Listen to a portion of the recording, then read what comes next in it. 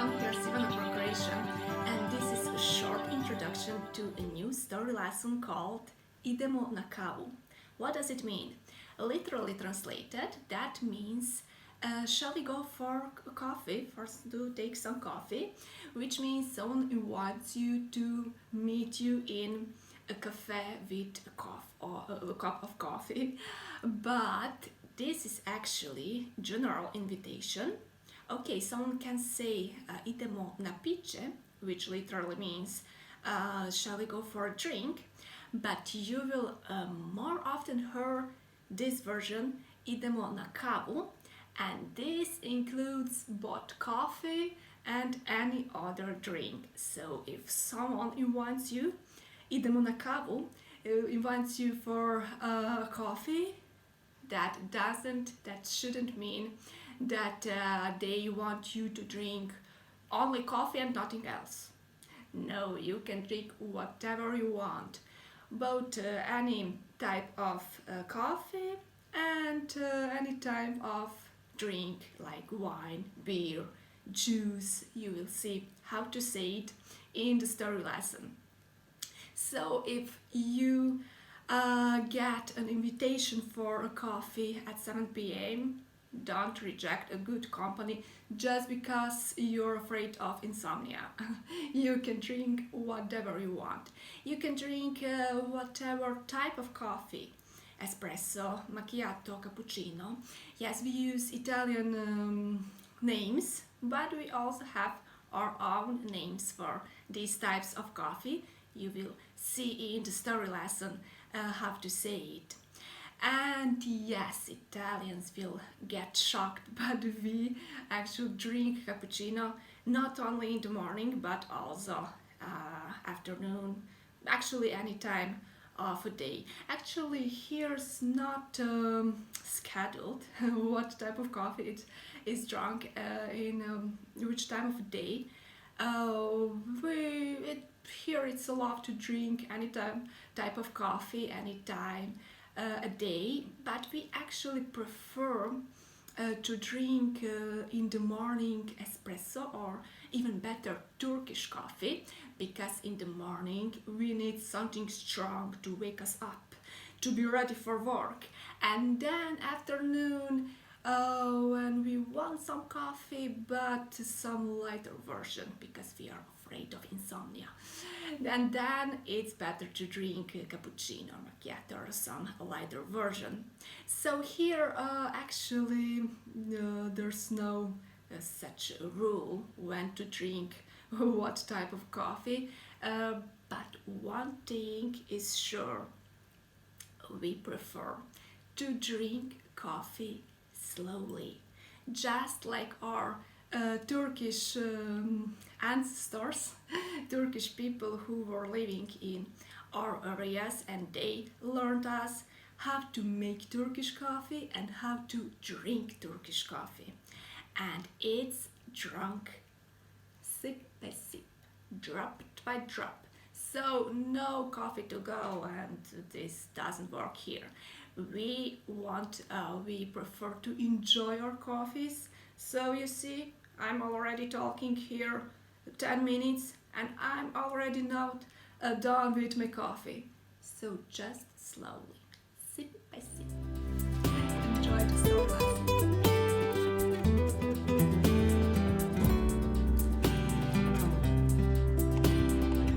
Idemo na kavu.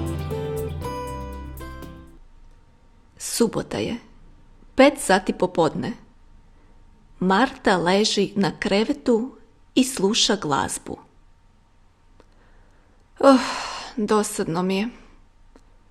Osjećam se usamljeno. Trebam prijatelja. Uzme mobitel i napiše poruku svojem prijatelju Danielu. Bog Daniel, kako si?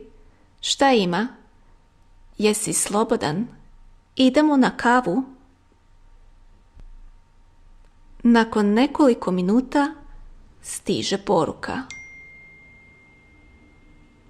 Bog Marta, dobro sam, hvala. Kako si ti? Evo, ja sam već u gradu. Može. idemo na kavu. Hoćemo se naći u kafiću na trgu? Može, odlično. Vidimo se za pola sata. Marta se obuče i izađe van. U dvorištu sretne mamu pa joj kaže: Mama, idem na kavu s Danielom. Bog! Marta dolazi na trg, a Daniel sjedi u kafiću. Ona ga ugleda i uđe u kafić. Bog, dugo čekaš? Ej, Marta, Bog! Daniel ustane. Zagrle se i poljube. Ma ne čekam dugo. Sjedni. Kako si? Dobro sam. Ti? Dobar dan, izvolite. Dolazi konobar. Ja ću kavu, kaže Marta. Može. Kavu bez mlijeka ili s mlijekom? Upita konobar. Može bez mlijeka, espresso. Ne, zapravo može s mlijekom, macchiato ili cappuccino. Da, cappuccino molim. I sok od naranče. Ili ne, zapravo samo čašu vode. Nasmije se Daniel. Baš si neodlučna. Ja ću pivo, molim. Ne želiš kavu? Upita ga Marta. Ne, prekasno mi je za kavu, odgovori. To je sve? Upita konobar. Da, to je sve. Kasnije ćemo možda još čašu vina. Može? Ti stvarno planiraš dugo ostati ovdje, nasmije se Marta.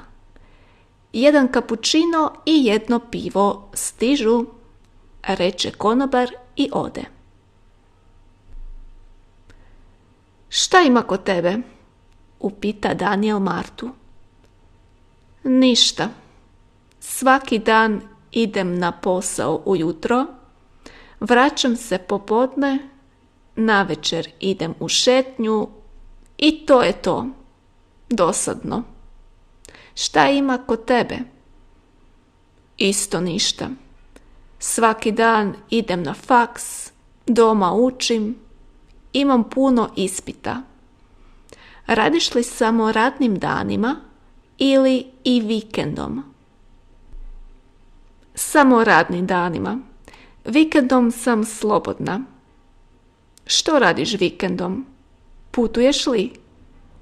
Ne, nemam društvo. Putuješ li ti? Ne, nemam prijatelja za putovanje. Hoćemo li zajedno putovati? Može, super ideja. Kamo želiš ići? Ne znam. Imaš li ideju?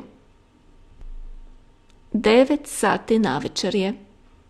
Marta i Daniel su još u kafiću i razgovaraju o putovanjima, fakultetu, poslu, obitelji i prijateljima. Marta primijeti da je vani već mrak i da mora ići kući. Može račun, reče konobaru. Ne, ja plaćam, kaže Daniel. Ajde dobro, ali sljedeći put plaćam ja, reče Marta i oboje ustanu i izađu iz kafića. Svatko se vrati svojoj kući.